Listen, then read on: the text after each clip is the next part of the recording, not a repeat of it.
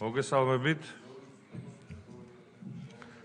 წარმოდგენილი არის პირველ რიგში მინდა აპარატს თქო დაგვიდასტუროს თუ გვაქვს ხორობი. მადლობა, წარმოდგენილი არის ერთი საკითხი დღევანდელი დღის წესრიგით, ეს არის ინოვაციების ხელშეწყობის სახელმწიფო პროგრამის მიმდინარეობის შესახებ. ანგარიში მინდა პირველ რიგში დავამტკიცოთ დღის წესრიგი. ვინმე სრულება ხო არ აქვს, რამე ხსდამატება ხო არ გინდათ? მაშინ კენჭი უყაროთ დღის წესრიგს და თხოვოთ მომხსენებელს ბატონ ავთანდილს წარმოადგინოს ინოვაციების ხელშემწყობის სახელმწიფო პროგრამის მიმდინარეობის შესახებ ანგარიში. თქვენ წარმოადგენთ ხო ბატონო? ორზად.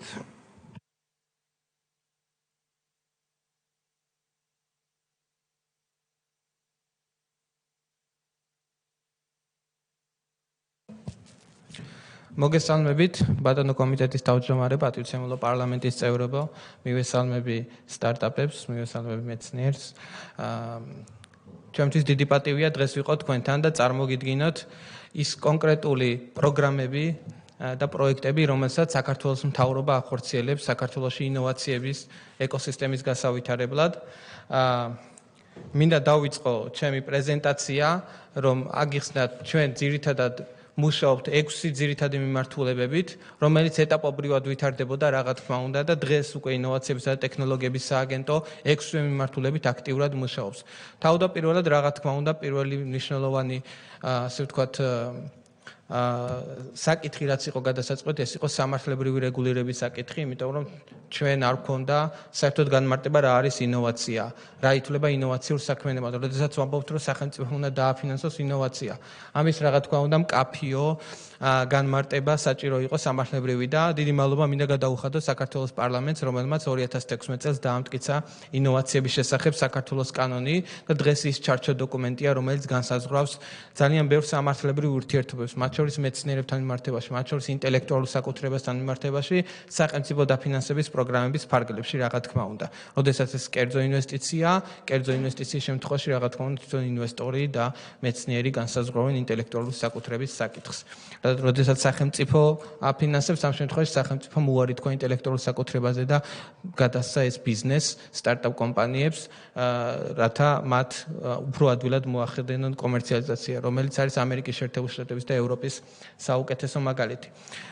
შემდგომი კიდევ ერთი მიმართულება, რომელიც თავდაპირველად დავიწყეთ, ეს იყო რა თქმა უნდა ინოვაციების ინფრასტრუქტურის შექმნა. ეს იყო ტექნოპარკები, ინოვაციების ლაბორატორიები, უნივერსიტეტების ბაზაზე და ასე შემდეგ. თითოეულზე ოდნა მოგვიანებით უფრო კონკრეტულად მოგახსენებთ. კიდევ ერთი მიმართულება, რა თქმა უნდა, ეს არის წვდომა ფინანსებთან, რაც მნიშვნელოვანია და ჩვენ ეს პროგრამები დავიწყეთ 2016 წლიდან. ერჯერადაც სტარტაპ საქართველოს პროექტი, ხოლო 2018 წლიდან უკვე სიღრმისეული დაფინანსებები დავიწყეთ, შემიძლია ვთქვა, ჩვენი პარტნიორი ორგანიზაცია მსოფლიო ბანკთან ერთად. ასევე კიდევ ერთი მიმართულება ეს არის ინკუბატორები და აქსელერატორები, რომელიც მცირე პრიაქსელერატორები დავიწყეთ ჩვენ უკვე 2018 წელს, თუმცა მნიშვნელოვანი გარღვევა მოხდა 2020 წელს, რომელსაც ასევე ოდნავ მოგვიანებით მოგახსენებთ.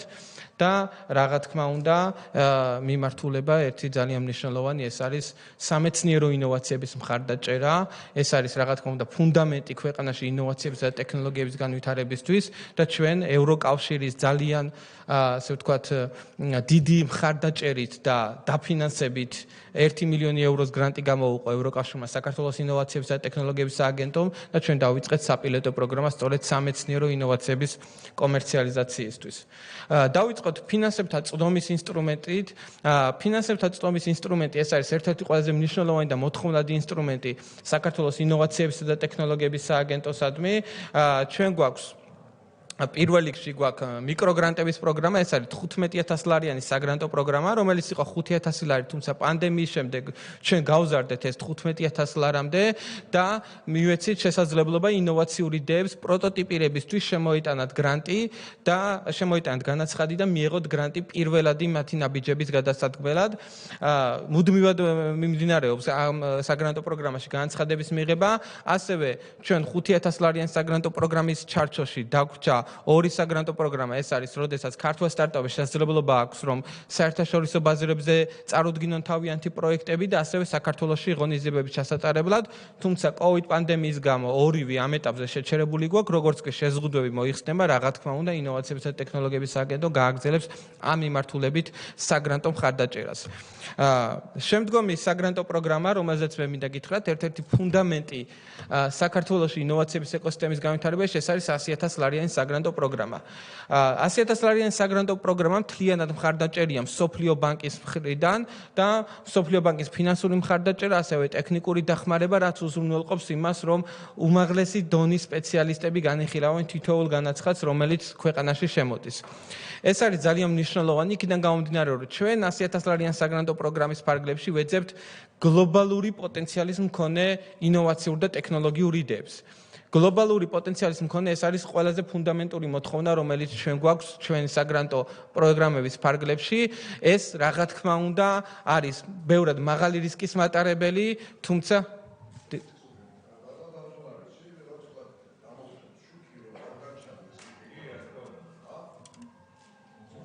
კი ბატონო.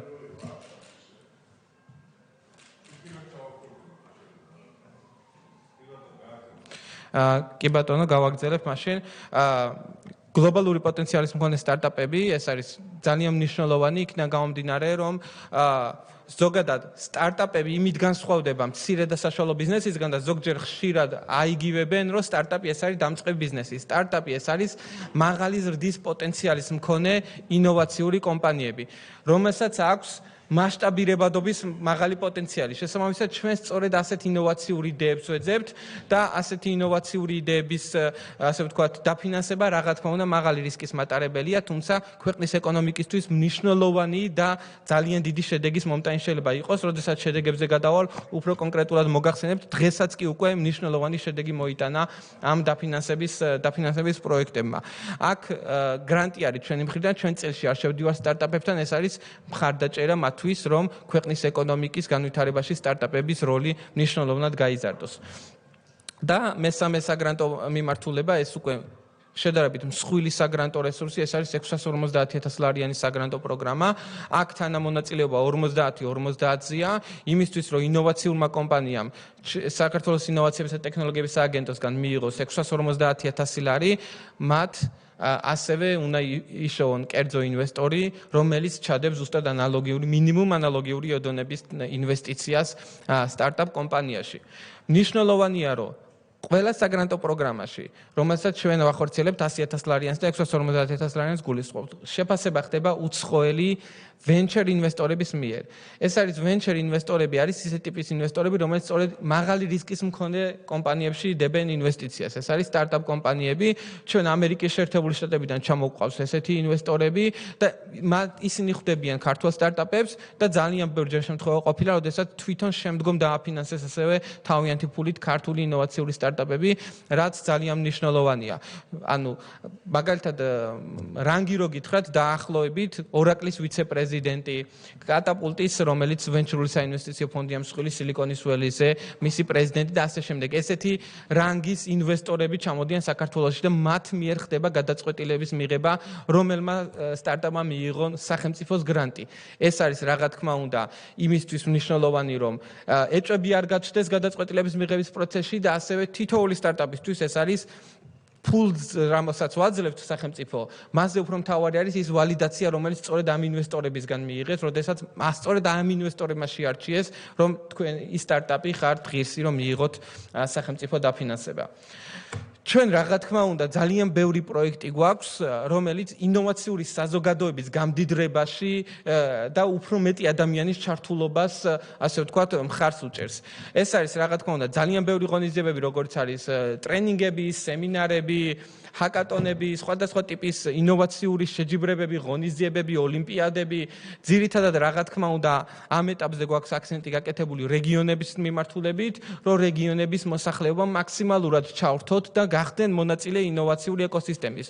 რომ ინოვაციები ეს არ არის რაღაცა შორეული პერსპექტივა, თითოეული ჩვენთაგანი, თითოეული საქართველოს მოქალაქე მონდომების შემთხვევაში თავისუფლად შეიძლება გახდეს ამ ეკოსისტემის მონაწილე, კონდეს ინოვაციური და გლობალური პოტენციალის მქონე იდეა, იმიტომ რომ დღეს ნამდვილად ტექნოლოგიურ ერაში შესაძლებლობები დიდია. თითოეული ჩვენთაგანი, რომელიც ვატარებთ მობილურ ტელეფონს, სმარტფონები ბევრისთვის დღეს კიდევ გამოიყენება საკომუნიკაციო საშუალებად, მაგრამ ეს არის 2 მილიარდიანი ბაზარი. ანუ სმარტფონით შეგვიძლია ჩვენი პროდუქტი, რომელსაც შევქმნით, პირდაპირ მივიტანოთ 2 მილიარდ ადამიანზე ყველანაირი შეზღუდვების გარეშე. შესაბამისად, რა თქმა უნდა, ჩვენ გვჯერა, რომ მეტი ადამიანის ჩართულობა გამოიწვევს მეტ ინოვაციურ იდეებს ქვეყანაში და მეტ ინოვაციურ პროდუქტებს, რომელიც ქვეყნის ეკონომიკაში მნიშვნელოვანი რესურსების მაგენერირებელი იქნება. ჩვენი რა თქმა უნდა მნიშვნელოვანი განვითარება ეს არის ინფრასტრუქტურის განვითარება, რომელსაც ჩვენ უკვე 8 ასე ვთქვათ ქალაქში ვართ წარმოდგენილი. რა თქმა უნდა, ეს არის მნიშვნელოვანი იმისთვის, რომ რეგიონის მოსახლეობას კონდეს წვდომა იმ რესურსებთან, რომელიც აქვს თბილისში მცხოვრებ ადამიანს, დედაქალაქში მცხოვრებ ადამიანებს.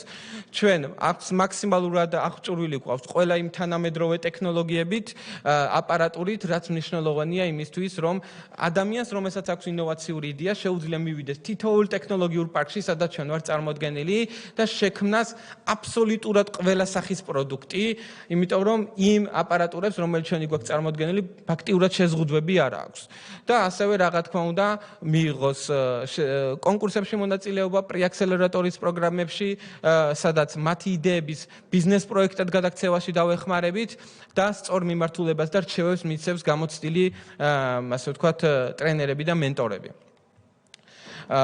ჩვენთვის ერთ-ერთი ძალიან მნიშვნელოვანი პროგრამა, რომელიც 2020 წელს დავიწყეთ, ეს არის საერთაშორისო ტოპ აქსელერატორის შემოვიდა საქართველოში. ეს არის 500 სტარტაპი.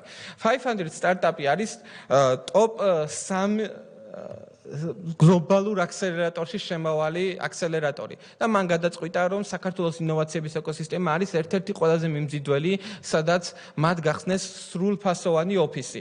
ეს არის რა თქმა უნდა ხიდი ქართველი სტარტაპების პირდაპირ სილიკონის ველში, სადაც არის მთავარი ინვესტიციები სტარტაპერებისთვის. ერთი კონკრეტული მაგალითი რო გითხრათ, პირველ 3 თვეში, როდესაც 2020 წელს დავიწყეთ ეს პროგრამა, პირველ 3 თვეში 15 სტარტაპმა 4.5 მილიონი ამერიკული დოლარის ინვესტიციები მოიზრდა. პირველ 3 თვეში ამ აქსელერაციის პროცესში. შემდგომი რეპორტი უკვე გვექნება მარტში და ბევრად უფრო მნიშვნელოვან მონაცემებს მოგაწვით. და ეს რა თქმა უნდა არის იმის დამსახურება, რომ ესეთი მსხვილი მოთამაშე შემოვიდა საქართველოში, გაჩნდა ნდობა ქართული სტარტაპებისადმი. ჩვენი ერთი სტარტაპის მაგალითი იყო, როდესაც ჰოლანდიურმა საინვესტიციო ფონდმა არ მისცა ფული და როგორც კი 500 სტარტაპის აქსელერაციაში მოხდა, მაშინვე ჩადო მასში ფული. და ეს ნამდვილად არის მნიშვნელოვანი და შესანარჩუნებელი ქვეყანაში, იმიტომ რომ 500 სტარტაპის საქართველოში შემოსვლით საქართველოს გლობალური ინოვაციების რუკაზე მნიშვნელოვან მოთამაშედ დაფიქსირდა. კიდევ ერთი მნიშვნელოვანი ფაქტორი არის ის, რომ ეს პროგრამა არ არის მხოლოდ ქართული სტარტაპებისთვის, რეგიონის მასშტაბით ძალიან ბევრი სტარტაპები მონაწილეობდა, მათ შორის გერმანიიდან, მათ შორის ესტონეთიდან, მათ შორის სლოვაკეთიდან, მაგრამ რა თქმა უნდა, ძირითადად რეგიონის ქვეყნები, უკრაინა, აზერბაიჯანი, სომხეთი, თურქეთი და ბელარუსი და ასე შემდეგ.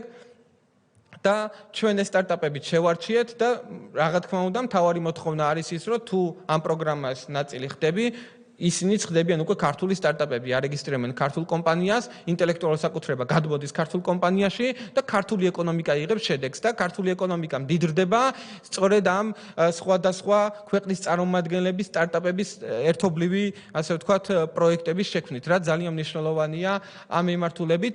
ამ პროგრამის ფარგლებში 30 სტარტაპი გადის აქსელერაციის პროგრამას და 30 სტარტაპიდან 4 სტარტაპი შეირჩევა, 2 უკვე შერჩეული გვაქვს, რომელიც მაისის თვეში გაიმგზავრება სან-ფრანცისკოში, სილიკონის ველში, სადაც ერთთვიანი აქსელერაცია იქნება საბოლოო და ბოლოს ეს დაგვირგვინდება სან-ფრანცისკოში დემოდღე ინვესტორების წინაშე ქართული სტარტაპების დემოდღე იქნება, რაც რა თქმა უნდა მნიშვნელოვანი შესაძლებლობაა თითოეული ქართული სტარტაპებისთვის. აქ ხაზი მინდა გაუსვა ქართული კერძო სექტორის ჩართულობას. ეს არის საქართველოს ბანკი, რომელმაც 1 მილიონი დოლარის კერძო ინვესტიცია გამოყო თითოეული სტარტაპერისთვის, 50 სტარტაპერისთვის, რომელიც აქ შეირჩევა.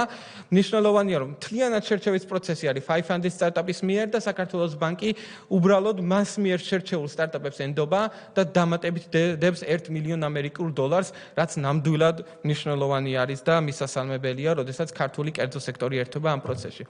კიდევ ერთი მნიშვნელოვანი პროგრამა, რომელზეც მე მინდა დღეს გესაუბროთ, ეს არის სწორედ საინფორმაციო ტექნოლოგიების მიმართულებით გატარებული ღონისძიებები, რომელიც ძალიან მნიშვნელოვანია დღეს ქვეყანაში. პირველ რიგში რაც მინდა გითხრათ, რომ მსოფლიო ბანკის, ასე ვთქვათ, 500 სტარტაპის მინდა აღვნიშნო, რომ ესეც მსოფლიო ბანკის პროგრამის ფარგლებში მოხდა შესაძლებელი, რომ საქართველოს შემოსულიყო ესეთი მაღალი დონის აქსელერატორი. ჩვენ გვაქვს 3000 IT პროფესიონალების გადამზადების პროგრამა. მოგეხსენებათ, რომ IT-ის მიმართულებით მოთხოვნები იზრდება არა ყოველდღიურად, არამედ ყოველწამიერად. იმდენად ყველა სფეროში დღეს საჭირო არის საინფორმაციო ტექნოლოგიების სფეროში მომუშავე ადამიანის მომსახურება. ეს არის სოფლის მეურნეობა თუ კოსმოსური წარმოება, მნიშვნელობა რა აქვს. დღეს საინფორმაციო ტექნოლოგიები ნებისმიერ ინდუსტრიას ჭირდება და მოთხოვნა კიდევ და კიდევ უფრო მზარდია. შესაბამისად, ამ მიმართულებით რა თქმა უნდა საქართველოს ერთ-ერთი მოწინავე უნდა იყოს და შეგვიძლია საქართველოს იყოს ერთ-ერთი outsource hub-ი, საიდანაც ჩვენ მსოფლიოს ნებისმიერ კომპანიას მოემსახურებენ ქართველი სპეციალისტები და მიიღებენ უცხოური დონის ანაზღაურებას.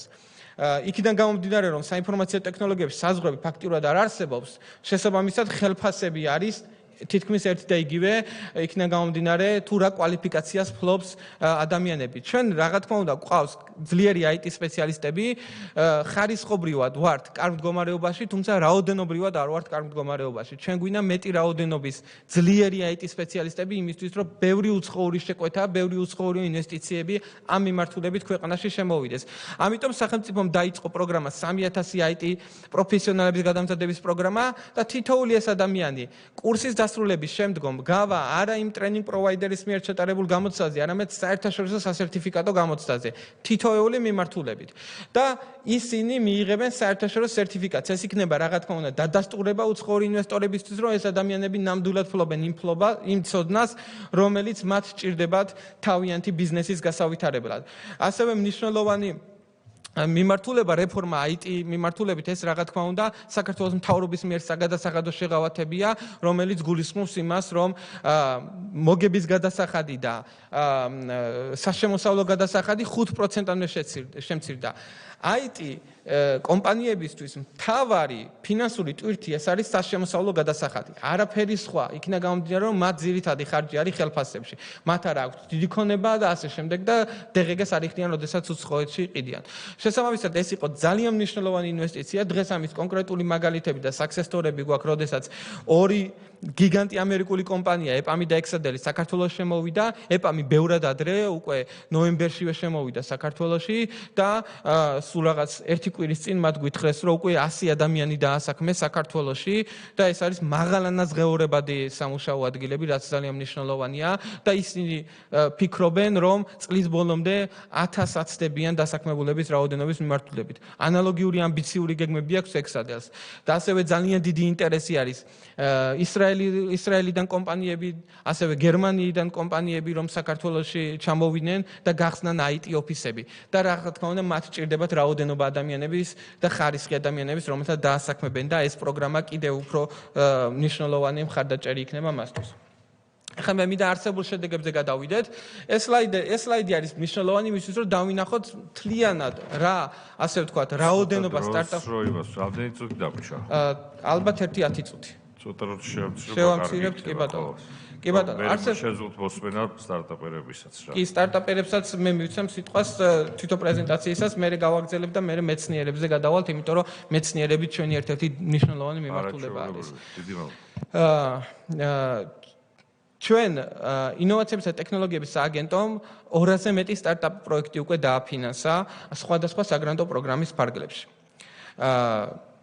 ზოგადად მინდა გითხრათ პირდაპირ, რომ მთელ მსოფლიოში ინოვაციური სტარტაპების ფეილის, ანუ წარუმატებლობის პროცენტი არის 90%.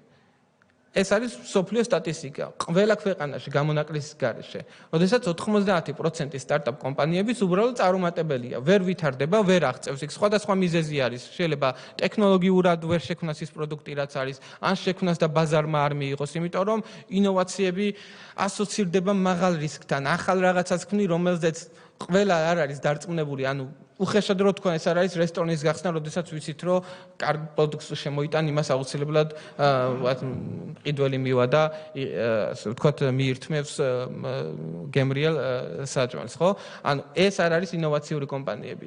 შემთხვევაში ძალიან მაღალი რისკის მატარებელი და შესაბამისად ესეთი პროცენტული მაჩვენებელი აქვს. ჩვენ რა შედეგების დღეს გვაქვს არის ის, რომ 200-ზე მეტი სტარტაპი უკვე დავაფინანსეთ 2018 წლიდან და 25 სტარტაპმა, რომელმაც დღეს უკვე დაიწყო საქმიანობები, დღეს როდესაც უკვე პროდუქტი აქვს შექმნილი, გაყიდვები დაიწყო, ან ინვესტიციები აწია, მათ ქვეყანაში 32 მილიონი, 35 მილიონი ლარი ბოლო მონაცემებით შემოიტანეს, რომლის 90% არის უცხოური ინვესტიცია.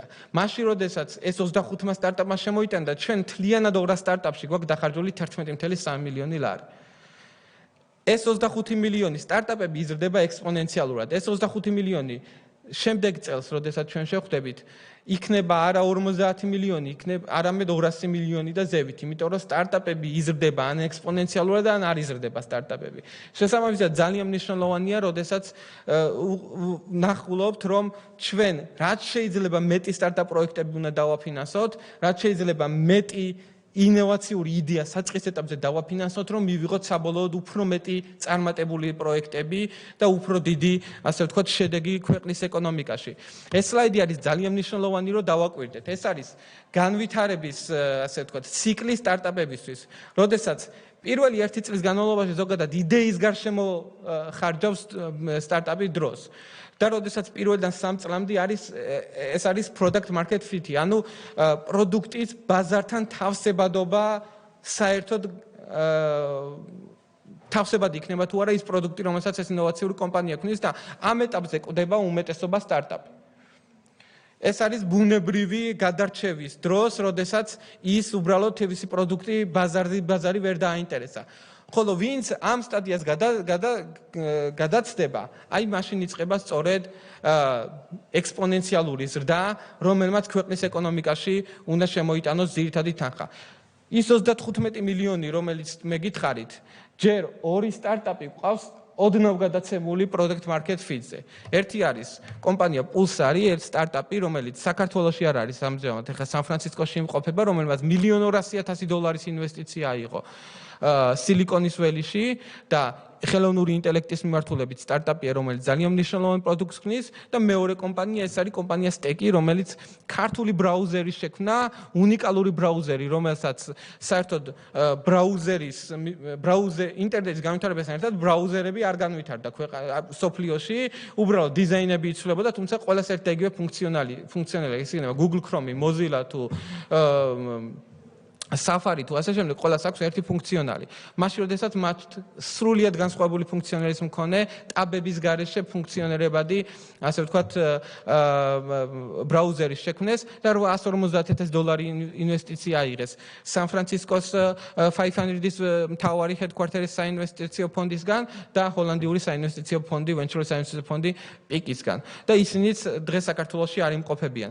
ჩვენ გვყავს ასევე მნიშვნელოვანი სტარტაპები წარმოდგენილი ამ დარბაზში და მე მინდა თვითონ მათ მივცე სიტყვა და ორიოდე სიტყვით გითხრათ ნიკა და მე ქეთი რომ გითხრათ თქვენ რა საქმიანობთ პარლამენტის წევრებს რომ მოახსენოთ თქვენი საქმიანობის. მოგესალმებით ყველას, ძალიან დიდი მადლობა დღეს აქ მოწვევისთვის. მე ვარ ერთ-ერთი სტარტაპის დამფუძნებელი, რომელსაც ქვია Karu. შეიძლება გაგონილიც გქონდეთ ამის შესახებ. Karu არის კომპანია, რომელმაც მთლიანად შეცვალა ავტომობილის მოვლის და შეკეთების გამოცდილება. 1918 წელს გაკეთდა პირველი ავტოსერვისი და ამას 5 5 წლის განმავლობაში არ შეცვლილა და ჩვენ ვიყავით პირველები, ვინც ავტოსერვისი მთლიანად გადაიფიქრა. შესაბამისად, შედეგები იყო ესეთი, რომ პირველი წლის განმავლობაში გავიზარდეთ 12 ჯერ კომპანია პირველი წლიდან მეორე წლამდე. მეორე წლის განმავლობაში, როდესაც უკვე პანდემია დაიწყო, მთელი მსოფლიოს ავტოსერვისის ინდუსტრია ძალიან დიდი პრობლემის წინაშე დადგა, იმიტომ რომ გზებზე მობილობა შემცირდა და 75% იყო დაახლოებით მოთხოვნა, მაგრამ ჩვენ მაინც შევძელით გაზრდა ამ პერიოდში, იმიტომ რომ პროდუქტი იყო უმნიშვნელოვანესი, დისტანციურ მომსახურებაში გადიოდა და მომხმარებელს ძალიან მოეწონა. ამ ხნის განმავლობაში დამატებით კიდე ის იყო, რომ შევქმნით 70-მდე ადამიანი ყავს ახლა დასაქმებული, რომელმაც 3 ჯერ 4 ჯერ იმაზე მეტი ანაზღაურება მიიღო, ვიდრე თავისი ცოდნი და კვალიფიკაციით სხვაგან მიიღებდნენ. მოვიზიდეთ ინვესტიცია დაახლოებით უკვე $300,000-მდე, ეს ავტომატს არის ის ჯერ და ტექნოპარკმა, იმიტომ რომ დაახლოებით $150,000 ინვესტიციაზე მურჭით საუბარს გუშინ წინ და პირველი ტრანში უკვე გუშინ მივიღეთ. ეს ძალიან მნიშვნელოვანია კიდევ იმიტომ, რომ ერთი ფაქტორი რაც მოხდა ძალიან მნიშვნელოვანი აღმოჩნდა ეგეთი რაღაცა, რომ უკრაინაში გავედით ჩვენ, უკრაინაში დავიწყეთ განვითარება. ჩვენი სამიზნე ბაზრები შემდეგი 2 წლის განმავლობაში არის უკრაინა, პოლონეთი, ბელორუსია და რუმინეთს ვფიქრობთ კიდე რამდენად გამოვა და აღმოაჩენთ ეგეთი რაღაცა, რომ უკრაინა ჩვენზე არის დაახლოებით 10 ჯერ დიდი ბაზარი ჩვენი სერვისისთვის და იქ მსგავსი სერვისი ჩვენამდე არ იყო. და ვიპოვეთ ერთი პატარა სტარტაპი, რომელმაც მერე დამფუძნებლობასაც მივაგენით და საქართველოში ქარო უნახავთ და დაკლონეს უკრაინაში. მაგრამ საინტერესო აქ ის იყო, რომ უკრაინაში არ აქვთ სტარტაპებს ისეთ რაღაცეებზე, ანუ ფონდებზე და ფულზე, ასე ვთქვათ, წვდომა როგორც საქართველოში. ჩვენ თუ გრანტმა საშუალება მოგცა, რომ შემდეგ ეტაპზე გადავსულიყავით და უკვე სრული პროდუქტი შეგვექმნათ, ის სტარტაპი ძალიან ცუდი პროდუქტით ცდილობს რომ იმუშაოს, რომელსაც უბრალოდ ვებსაიტია და მეტი არაფერი და ჩვენ მთლიან ეკოსისტემას უკვე შევქმნით ეკოსისტემა, სადაც მთლიანად გავაციფრულეთ ავტოსერვისი და აქ უკვე ხდება ესეთი რაღაცები, რომ ეს ცალკეული ხელოსნები უკვე შეუძლიათ ატვირთოთ ინვოისები, შექმნან მანქანისმოვლის ისტორია, დაამენეჯმენტონ ადამიანება საკუთარი ავტოპარკი სახლის, ანუ თავის მეუღლის შვილების ავტოპარკი ერთ სივრცეში მოახდინონ და ყოველთვის ხედავდნენ რამდენი დახარჯეს, სად დახარჯეს, მიიღონ ისეთი გარანტიები, რომელსაც აქამდე ვერ იღებენ. ეს ყველაფერი ამ სტარტაპს არ აქვს და ამის საშუალება მოგცა პირდაპირ თამამად შემეძლია თქვა ყველანაირი გაზვიადების გარეშე 100,000-იანმა გრანტმა. იმიტომ რომ ბეწვზე მოგვისრო და ჩვენი ზრდა აფეთქა, რასაც ქვია. ამ გრანტის მიღების შემდეგ გავიზარდეთ დაახლოებით ზრდის 70% ამ გრანტის მიღების შემდეგ დავდეთ, იმიტომ რომ ფული იყო ძალიან მნიშვნელოვანი ამ მიმართულებით. რაც შეეხება იმას თუ როგორ მიდის ახლა ჩვენი მდგომარეობა როგორია ამ პანდემიის უკვე შერბილებასთან დაკავშირებით, შემიძლია ვთქვა, რომ გუშინ ავიყვანეთ 5 ავტოასისტენტი კიდე დამატებით, დღეს კიდევ 12 გასაუბრებაა ჩანიშნული და აქედან თუ ყველას ავიყვანთ დიდი სიამოვნებით დავიმატებთ, იმიტომ რომ როგორც კი მობილობა გზებზე მოიმატა, ზრდა აფეთქდა და ჩვენ ისევ ვაგრძელებთ პანდემიის შემდეგ სტარტაპს როგორც შეეფერება ეგეთ ზრდას. დიდი მადლობა. დიდი მადლობა ნიკა, კეთი გთხოვ. მოგესალმებით, მადლობა მოწვევისთვის. მე ვარ ქეთევან ვაჩიბერიძე, B2C-ის თანადამფუძნებელი. B2C არის ელექტრონული კომერციის პლატფორმა, რომელიც საშუალებას აძლევს მეწარმეებს მარტივად და დამოუკიდებლად სულ რამდენიმე წუთში შექმნან საკუთარი ონლაინ მაღაზია, რაც თავარია საწყისი ინვესტიციის გარეშე და დაიწყონ ვაჭრობა როგორც ადგილობრივ, ისე საერთაშორისო ბაზარზე. ჩვენი პლატფორმა როგორც დამწყებ მეწარმეებს, ისე მსხვილ კომპანიებს აძლევს გაციფრულების სრულ შესაძლებლობას, ანუ რას გულისხმობ ამაში, რომ სპეციფიური ცოდნისა და გამოცდილების გარეშე მათ შეუძლიათ განათავსონ საკუთარი პროდუქცია ონლაინ მაღაზიაში, გააქტიურონ ბანკების გადახდის სისტემები, საერთაშორისო გადახდის სისტემები, მიტანის სერვისი და ასევე ERP და სააღრიცხვო სისტემები. ჩვენი პლატფორმის მნიშვნელობა განსაკუთრებით გაიზარდა პანდემიის დაწყებასთან ერთად, როცა უკვე ბიზნესებს ალტერნატივა არ ჰქონდათ გარდა ელექტრონული კომერციისა და მნიშვნელოვანია, რომ ამ პერიოდში ჩვენ მაშველი რგოლის ფუნქცია შევასრულეთ, ასე ვთქვათ, ბიზნესებისთვის და 500-ზე მეტი ბიზნესი გადავიდა ონლაინ ვაჭრობაზე. და რაც თავია, ეს ბიზნესები დღესაც ძალიან წარმატებით ვაჭრობენ ონლაინ სივრცეში. მაგალითისთვის, დეკემბრის თვეში რეკორდულ მაჩვენებელს მიაღწია მათმა ბრუნვამ 3 მილიონ ლარს გადააჭარბა, რაც ფაქტობრივად არ ახსოვს ისტორიას მსგავსი მაჩვენებელი და მოხარული ვართ, რომ ჩვენ აქტიურ მონაწილეობას ვიღებთ e-commerce-ის განვითარებაში საქართველოში. 2019 წლის დასაწყისში ავიღეთ სტარტი თანადაფინანსების გრანტების პროგრამაში გამარჯვების შემდეგ და შეგვიძლია ვთქვათ, რომ დღეს ვართ უმსხვილესი e-commerce პლატფორმა საქართველოში. თანამშრომლობთ ისეთ მსხვილ ადგილობრივ და საერთაშორისო ფინანსურ ინსტიტუტებთან და საერთაშორისო ორგანიზაციებთან, როგორც არის USAID და EBRD. მასთან ერთად განვახორციელეთ ბევრი პროექტი, მათ შორის საქართველოს რეგიონებში გავაციფრულეთ 200 მეწარმე. და ახლა სწორედ 500 სტარტაპში ვიღებთ მონაწილეობას. მათთან ერთად აქტიურად მუშაობთ საერთაშორისო ბაზარზე გასვლის სტრატეგიაზე და შეგვიძლია ვთქვა, რომ უკვე კონკრეტული ნაბიჯებიც გადავდგით აზერბაიჯანის და თურქეთის ბაზარზე შესვლისთვის. დიდი მადლობა ამ ეტაპზე ეს არის. დიდი მადლობა კეთი და რა თქმა უნდა, პანდემია იყო ყველასთვის, შეეხო ინოვაციურ კომპანიებს, მაგრამ ინოვაციურ კომპანიებს ეს აქვთ, რომ შეუძლიათ ბევრად სწრაფად ადაპტირდნენ ნებისმიერ კრიზისულ სიტუაციაში და ზოგადად დიდი ეკონომიკური კრიზისების დროს იქნება ხოლმე ბევრი წარმატებული სტარტაპები და იმედი აქვს, რომ ეხლა უკვე ქართული სტარტაპებიც იქნებიან ამ გიგანტებს შორის უკვე რამდენიმე წელიწადში.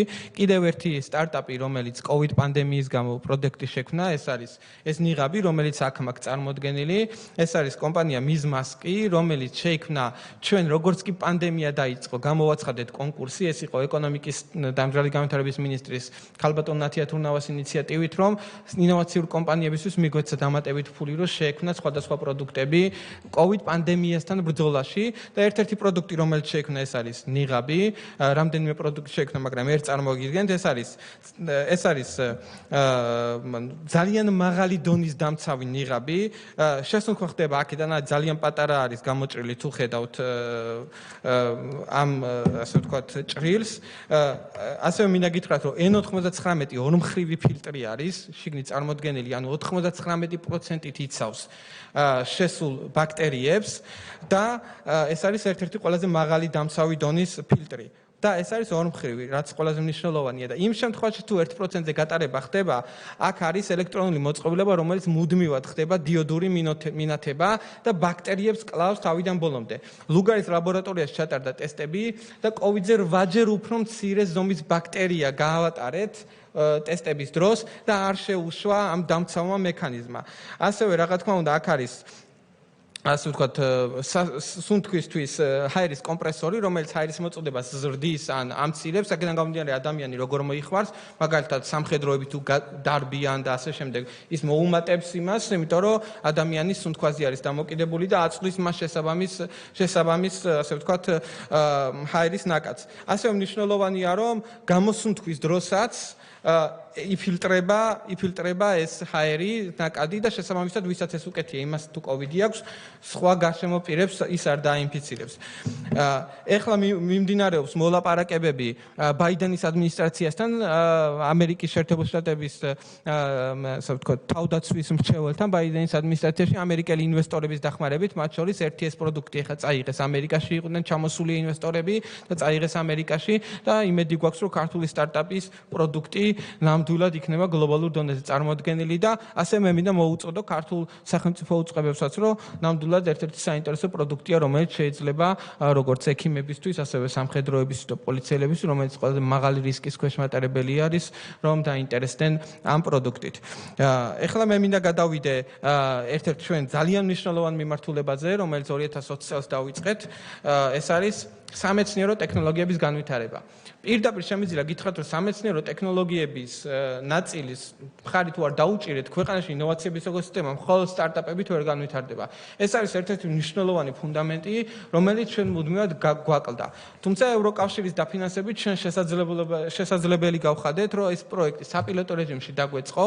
ჩვენ მთელი საქართველოს მასშტაბით შევედით აბსოლუტურად ყველა კვლევით ინსტიტუტში და უნივერსიტეტებში, რომ გვენახა ის სამეცნიერო გამოგონებები, რომელიც დღეს არსებობს, შევისწავლეთ ორი შკალით, ეს არის technology readiness level, ანუ ტექნოლოგიების მზაობის ინდექსი და ინვესტიციების მზაობის ინდექსი, თავისი მინიმალური მოთხოვნებით და შევარჩიეთ, ეხლა მუშაობთ 9 ტექნოლოგიაზე, რომლის ასე ვთქვათ, კომერციალიზაციაზე მუშაობთ. ასევე ამ პროცესში მთელი სისტემა შევიტანეთ თითოეულ უნივერსიტეტში, რაც ნიშნავს იმას, რომ ინტელექტუალური საკუთრება ეკუთვნის უნივერსიტეტს, ფულს, როდესაც გავყიდით ლიცენზირებას მოვახდენთ ამ ინვესტიციის, შევა უნივერსიტეტში, თუმცა პირდაპირ ჩაუდეთ, რომ მინიმუმ გარანტირებული წილი, რომელიც 30% ნაკლები არ უნდა იყოს, უნდა მიიღოს თვითონ უშუალო მეცნიერებმა, გამომგონებლებმა. ეს არის საერთაშორისო პრაქტიკას სწორი სტანდარტი, რომელიც საქართველოში სამწუხაროდ არ მუშაობდა და ჩვენ ამ პროცესის ფარგლებში ეს ყველაფერი გავაკეთეთ. ჩვენ გვაქვს ძალიან საინტერესო ტექნოლოგიები აქ წარმოდგენილი. მაგალითად ჯავშნის სისტემა, რომელიც დაინტერესდა ისეთი მსხვილი გიგანტი, როგორც არის Airbus-ი და ასე შემდეგ, დაინტერესდა Urgo Group-ი, სხვადასხვა ტექნოლოგიები. ერთ-ერთი ტექნოლოგია, რომელიც ერთ-ერთი მეცნიერი აქ არის წარმოდგენილი და მე მინდა ბატონ გიგლას გადავცე სიტყვა, რომ თავისი პროექტის შესახებ ძალიან მოკლედ მოგვახსენოს და ამ პროცესის შესახებ, რომელიც ტექნოლოგიური გადაცემის პროგრამაში მონაწილეობა მოაქვს. მადლობა მოწვევისათვის. მინდა წარმოგიგინოთ ჩემ თავი, გიგლა წურწუმია. TSEUS აღლაზის სახელობის არაორგანული ქიმისა და ელექტროქიმიის ინსტიტუტის ერთ-ერთი ლაბორატორიის ხელმძღვანელი. ჩვენი სამეცნიერო ჯგუფის ერთ-ერთი მიმართულება ის გახლავთ საქართველოში არსებული ერთ-ერთი უმდიდრესი საბადოსი და ცნობილი საბადო ჭიათურის მანგანუმშემცველი ოქსიდებიდან ძირითადად მეტალური მანგანუმის დიოქსიდის და რაც თავარია მესამე ძირითადი პროდუქტის ეს არის მანგანუმის სულფატის მონოჰიდრატის მიღებას. ეს ამ უკანასკნელს არის ძალიან დიდი მოთხოვნილება საერთაშორისო ბაზარზე. ვინაიდან ეს მარილი გამოიყენება ლითიუმ-იონ ბატარეებში, აკუმულატორებში საკათოდე მასალად. ერთ-ერთი მნიშვნელოვანი შემადგენელი ნაწილია. ამ მიმართულებით ჩვენ ჯგუფს აქვს საინტერესო დღევანდელ ტექნოლოგიას რომ პაგრეთ წვანე ტექნოლოგია არის, რომელიც ფაქტიურად ცვლის იმ ტექნოლოგიას, რომელიც არის ძალიან მამნე, რომელიც ეხლა რუსთავშიც დანერგილია ეს, რომ პირდაპირ ოქსიდური მადნების აღდგენა მიდის მაღალ ტემპერატურაზე, ტვერი და უზარმაზარი რაოდენობით ნახშირორჟანგის ჟანგვის სათბური აირის გამოყოფა მიმდინარეობს. თქვენ კარგად მოგესწრებათ, რომ თანამედროვე ტექნოლოგიაში ამ ემისიას გატყორსნას საერთში ძალიან წინამდებობა ხდება და აკრძალული იქნება მოკლე ხანში. ან სახელმწიფო გადახდეს ჯარიმას ამემართულებით, ან კატეგორიულად აკრძალული ასეთი წარმოების მასშტაბური გაშვებაც, ახალი საწარმოების გაშვება. და ჩვენი ტექნოლოგია მინიმუმამდე ზღუდავს ამ ცელორის გამოყოფას და ეს ახალი მიმართულება გახლავთ. მე მინდა ვისარგებლო შემთხვევით და ჩიტას ხელმძღვანელობას გადავხვალ ძალიან დიდი მადლობა მხარდაჭერისათვის, რომ მოხდეს ამ ჩვენი სამუშაოს გამოსვლა, ასე თქვა, სამეცნიერო არენაზე, დაინტერესება ამ მხრივ, კომერციალიზაციის მხრივ, აგრეთვე მინდა რომ სოფლიო ბანკიდან დაინტერესება მოხდა ამ ჩვენ ტექნოლოგიაზე და დააკავშირდეს სამხრეთ აფრიკის ერთ-ერთ ძლიერ კომპანიასთან, რომელიც დაინტერესდა ძირითადად აი ამ მარილის მიღების მიმართულებით. ეს მარილი უნდა იქნას მიღებული ძალიან მაღალი სუფთავის, 99 და 9%. თქვენ მოგესწრებათ, ასეთი სუფთავის მარილის მიღებას ესეთი მარტივი საქმე არ გახლავთ. ამ მიმართულებით ვაპირებთ და ალბათ მალე დავიწყებთ ამ მიმართულებით მუშაობას და გვექნება წარმატებები აუცილებლად. ნამდვილად ეს ერთ-ერთი კონკრეტული მაგალითია, ბრაზილიური გიგანტი კომპანია არის დაინტერესებული ამ ტექნოლოგიით. ჩვენ, ამ შემთხვევაში ჩვენი როლი არის ის, რომ ჩვენ მეცნიერებისგან წამოვიღეთ ეს ტექნოლოგია, წამოვიღეთ უხეშად იმის თუ დავამუშავეთ და ეხლა ჩვენ ვემუშავებით ბიზნესის მხარეს. იქნება გამომდინარე, რომ ზოგადად სამეცნიერო სფეროს წარმომადგენლებს უჭირთ ბიზნესთან საერთო ენის გამონახვა.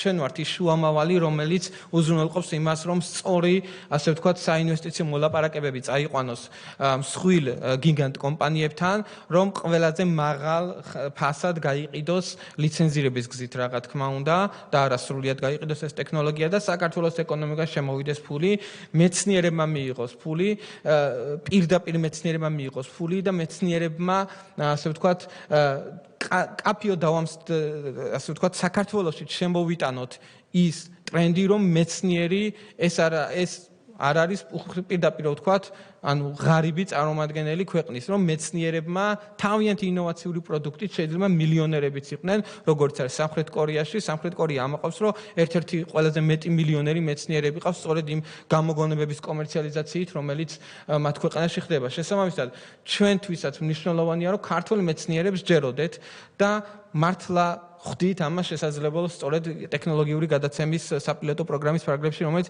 ევროკავშირის მხარდაჭერით საპილოტო რეჟიმში ხორციელდება, თუმცა ამის გაგრძელება ძალიან მნიშვნელოვანია ქვეყანაში იმისთვის, რომ მუდმივად ესეთი პროექტები მხარდაჭერილი იქნას. ბატონო? არა, ჩვენ საჯარო ჩვენ ანუ შემდგომ ეხლა მოგახსენებთ ეს არის ბოლო სლაიდი 2021 წლის გეგმები 2021 წლის გეგმებში რა თქმა უნდა საგრანტო პროგრამები გაგრძელდება 15000 ლარიან საგრანტო პროგრამაში 25 პროექტი დაფინანსდება 40 პროექტი დაფინანსდება 100000 ლარიან საგრანტო პროგრამაში და 10 პროექტი დაფინანსდება 650000 ლარიან საგრანტო პროგრამაში. თლიანობაში, რა თქმა უნდა, ათასობით ადამიანებს მივწვდებით მთელი საქართველოს ფარგლებში, სხვადასხვა პროგრამებით, ტრეინინგებით, სემინარებით, ვორქშოპებით, ღონისძიებებით და ასე შემდეგ და იმედი გვაქვს, რომ 2021 წელს ბევრად უფრო მაღალი შედეგით დაასრულებს ინოვაციების ეკოსისტემა და რა თქმა უნდა, საქართველოს პარლამენტის მხარდაჭერა, თითოეული პარლამენტარის მხარდაჭერა იმისთვის, რომ სისტემური განვითარება გაგრძელდეს ინოვაციური ეკოსისტემის მნიშვნელოვანია. კიდევ ერთხელ დიდი მადლობა ყურადღებისთვის და მზად ვარ კითხვებს უპასუხო ასეთი შემთხვევაში. დიდი მადლობა ბატონო ავთო, ძალიან საინტერესო პრეზენტაციისთვის. კითხვები აქვთ, რა თქმა უნდა, ჩვენ კოლეგებს ბატონო